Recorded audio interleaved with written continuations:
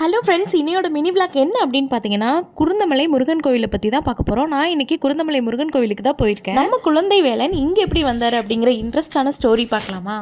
1000 வருஷத்துக்கு முன்னாடி 500ஆம் செட்டியார் என்ற வணிகர்கள் வந்து வியாபாரம் செஞ்சுட்டு வந்திருக்காங்க.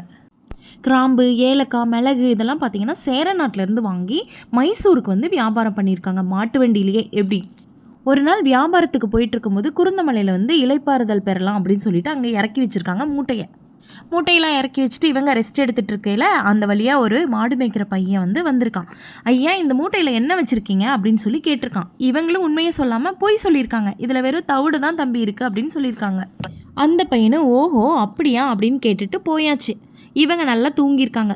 மறுநாள் காலையில் எந்திரிச்சு மூட்டையை அவுத்து பார்த்துருக்காங்க. நிஜமாவே அது ஃபுல்லாக தவிடு இருந்திருக்கு. அச்சுச்சோ, நம்ம அந்த பையன்கிட்ட போய் சொன்னோமே, அப்போ அந்த பையன் யார் அப்படின்னு சொல்லி குழப்பத்தோட ஒரு தெய்வ பயத்தோட இவங்க இருந்திருக்காங்க.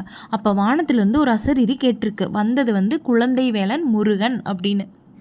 நம்ம சாமிக்கிட்ட போய் சொல்லிட்டோமே அப்படின்னு மனம் வருந்தி மன்னிப்பும் கேட்டிருக்காங்க. உடனே குழந்தை வேலன் மனசிறங்கி திரும்பவும் தவிடு மூட்டைகளை வந்து அவங்களோட மிளகு, கிராம்பு, ஏலக்காய் இந்த மூட்டையாக மாற்றிட்டாரு.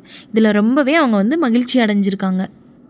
அந்த வணிகர்களில் கங்காதரன் செட்டியார் அப்படிங்கிற ஒரு செட்டியார் வந்து இந்த கோயிலை வந்து முழுசாக கட்டி முடிச்சிருக்காரு. ரொம்பவே அமைதியான சூழ்நிலையில் இந்த கோயில் அமைஞ்சிருக்கு. முடிஞ்சால் கண்டிப்பாக இந்த கோயிலை வந்து விசிட் பண்ணி பாருங்கள். நாங்கள் கோயம்புத்தூரில் இருக்கிறனால வீக்லி ஒன்ஸ் இந்த கோயிலுக்கு வந்துடுவோம். முருகனை உங்களுக்கு ரொம்ப பிடிக்குன்னா ஒரு லைக் போடுங்க. அப்படியே சப்ஸ்கிரைப் பண்ண மறந்துடாதீங்க. பாய்.